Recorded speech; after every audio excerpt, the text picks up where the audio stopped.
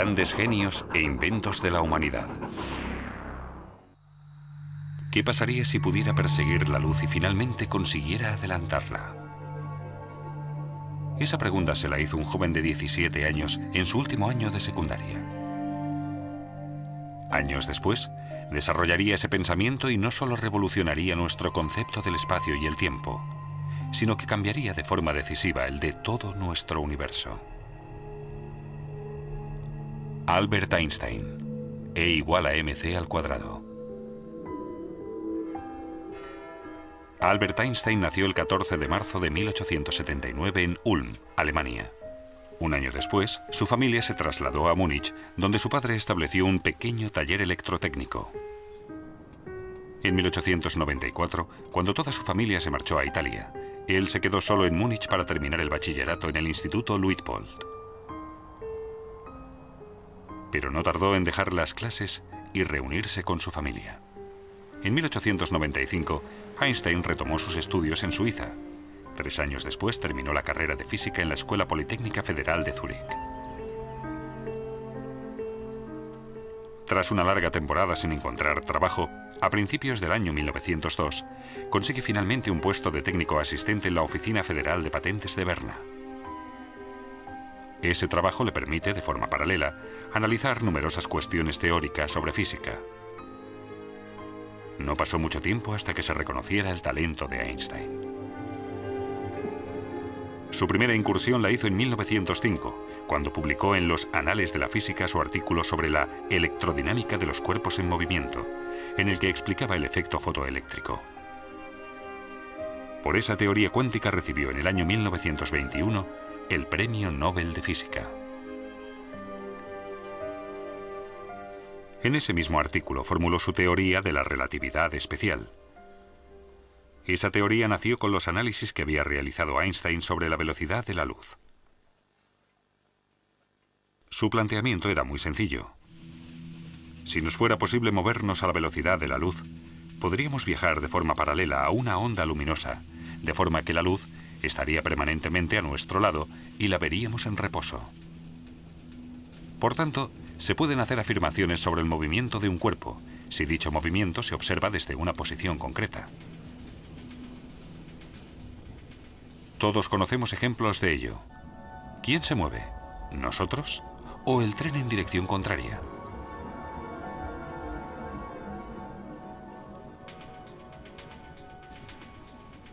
Algo parecido pasa cuando un coche circula, de forma paralela, a la misma velocidad que un tren.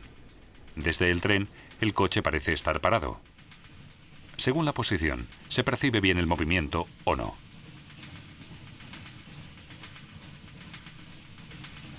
Cuando un pasajero avanza hacia el principio de un tren, desde los ojos de un observador de fuera se suman las velocidades del tren y del pasajero.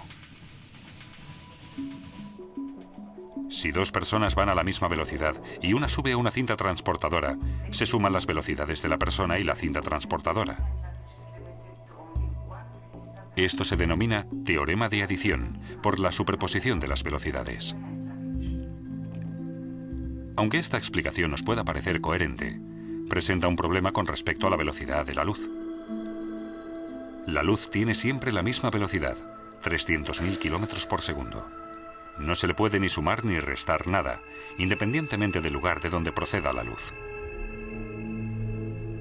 La prueba de esta constante de la velocidad de la luz la lograron en 1887 los físicos Albert Michelson y Edgar Morley. Mostraron con un experimento práctico que la luz siempre tiene la misma velocidad. Esto llevó a Einstein a pensar que la velocidad de la luz no podía variar independientemente del observador o del punto desde el que se observara. La constante de la velocidad de la luz no solo cambió nuestra concepción de la velocidad en sí, sino también la del espacio y el tiempo. Se derrumba la idea de que solo existe un tiempo único y absoluto para todos los sucesos, pues el tiempo depende del observador y de la velocidad a la que éste se mueve.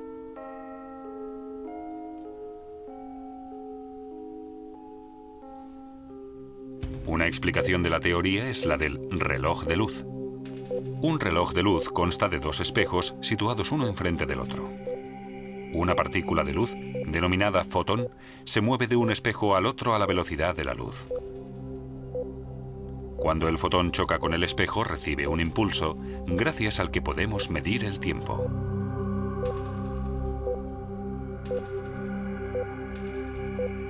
Pero si movemos uno de los relojes de luz a velocidad constante, el fotón, a los ojos de un observador estático, deberá recorrer una diagonal para chocar con el espejo contrario.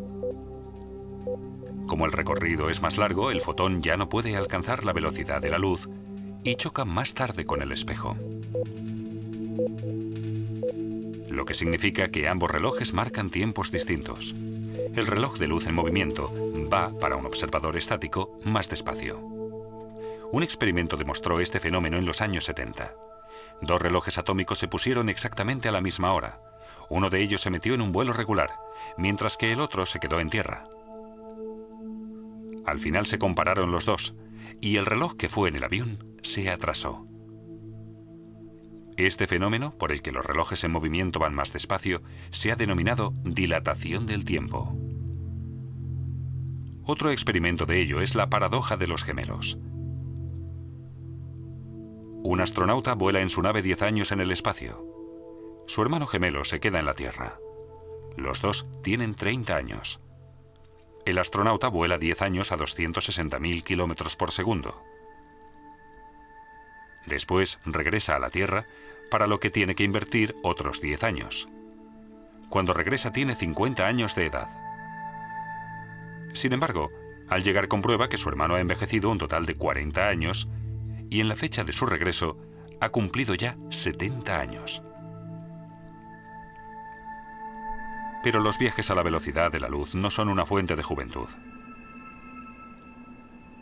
Cuando el astronauta regresa a la Tierra, comprueba que ha envejecido a la mitad de velocidad, pero durante su viaje también ha vivido la mitad. Ha comido, bebido, pensado y dormido la mitad. En 1959 se demostró, mediante un experimento sobre la aceleración de las partículas realizado con muones en el Centro Europeo de Investigación Nuclear en Suiza, que esos sucesos no solo se dan en un ámbito científico, sino en la vida real. Los muones son partículas de la familia de los electrones. La particularidad que tienen es su corta vida. Solo 10 microsegundos después de formarse se vuelven a dividir.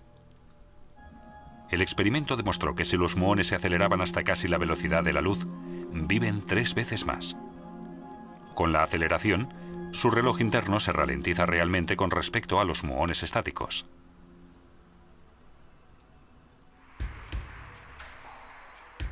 Los cambios en el tiempo influyen también en la longitud de los cuerpos. Las longitudes en movimiento son más cortas. ¿Una prueba? Calculamos la longitud de este tren, que circula a una velocidad regular, multiplicando su velocidad por el tiempo que invierte. Pero a causa del movimiento del tren, el tiempo pasa más despacio. El objeto nos parece más corto cuando está en movimiento que cuando está en reposo.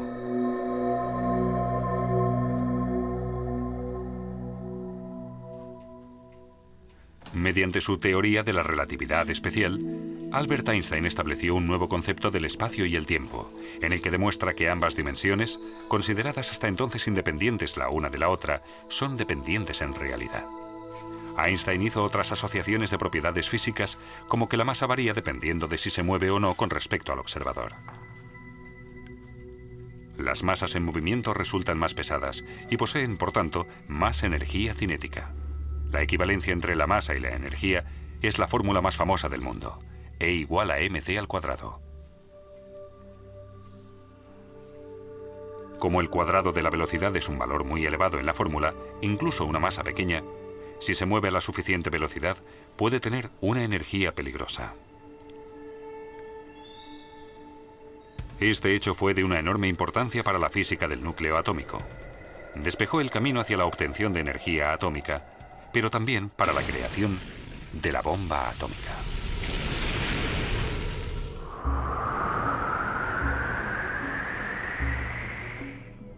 De la teoría de la relatividad especial también se deriva el hecho de que no se puede superar la velocidad de la luz.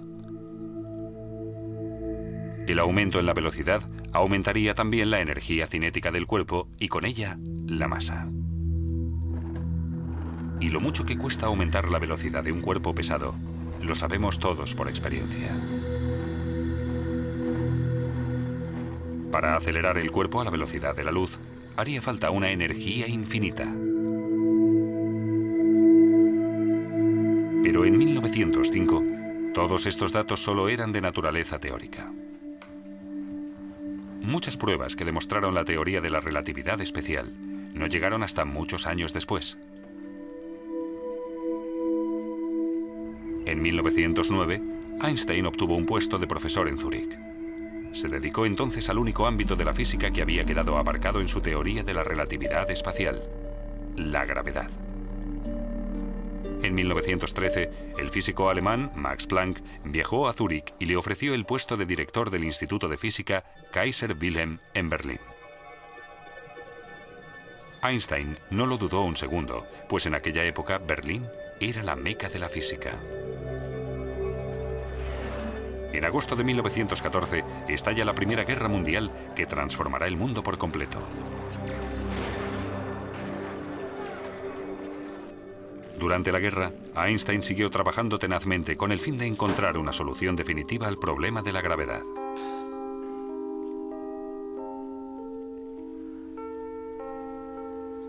Sus años en Berlín fueron el punto culminante de su carrera científica, pues fue allí donde completó su teoría general de la relatividad.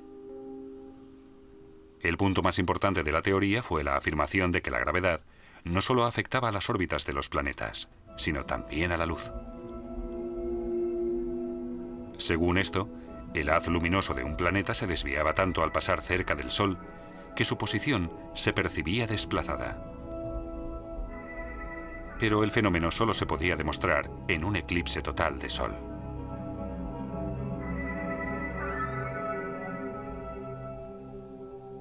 En noviembre de 1915, Einstein calculó que el ángulo de curvatura del haz luminoso de una estrella al pasar cerca del Sol era de 0,3 grados. En primavera de 1919, una expedición científica inglesa partió al Atlántico Sur para fotografiar un eclipse de Sol. Y efectivamente, la expedición confirmó los cálculos de Einstein.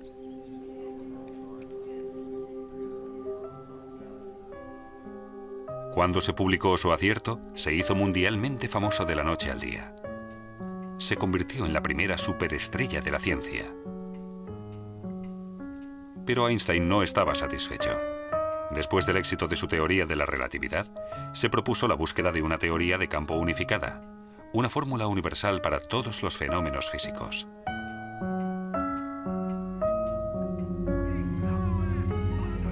Albert Einstein era judío. Cuando Hitler subió al poder, emigró a Estados Unidos.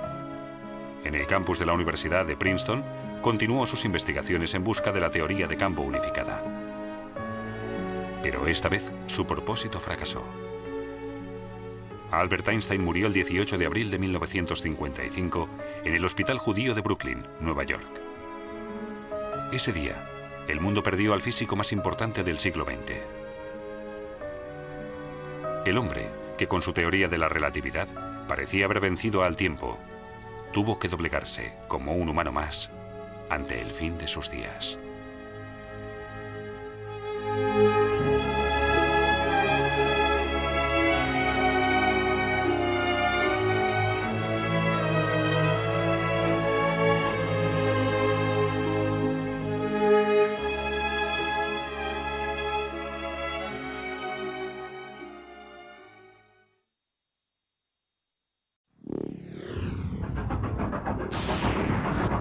Grandes genios e inventos de la humanidad.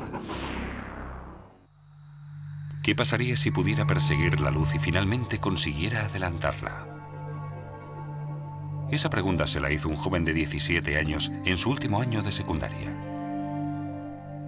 Años después, desarrollaría ese pensamiento y no solo revolucionaría nuestro concepto, Su primera incursión la hizo en 1905, cuando publicó en los Anales de la Física su artículo sobre la electrodinámica de los cuerpos en movimiento, en el que explicaba el efecto fotoeléctrico. Por esa teoría cuántica recibió en el año 1921 el Premio Nobel de Física. En ese mismo artículo formuló su teoría de la relatividad especial. Tras una larga temporada sin encontrar trabajo, a principios del año 1902, consigue finalmente un puesto de técnico asistente en la Oficina Federal de Patentes de Berna. Ese trabajo le permite, de forma paralela, analizar numerosas cuestiones teóricas sobre física. No pasó mucho tiempo hasta que se reconociera el talento de Einstein. No del espacio y el tiempo, sino que cambiaría de forma decisiva el de todo nuestro universo. Albert Einstein, E igual a mc al cuadrado. Albert Einstein nació el 14 de marzo de 1879 en Ulm, Alemania. Un año después, su familia se trasladó a Múnich, donde su padre estableció un pequeño taller electrotécnico. En 1894, cuando toda su familia se marchó a Italia, él se quedó solo en Múnich para terminar el bachillerato en el Instituto Luitpold. Pero no tardó en dejar las clases y reunirse con su familia. En 1895, Einstein retomó sus estudios en Suiza. 3 años después terminó la carrera de física en la Escuela Politécnica Federal de Zúrich.